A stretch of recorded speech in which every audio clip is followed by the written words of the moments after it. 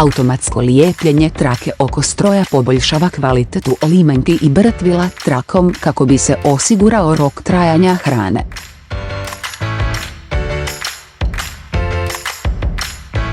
Učinkovito poboljšati brtvljenje i ravnost brtvene trake.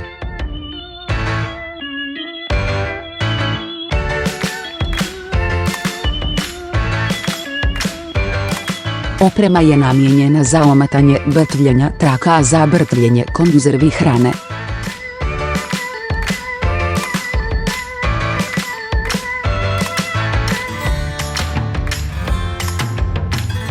Struktura namota je jednostavna, a traka se može brzo namjestiti i zamijeniti.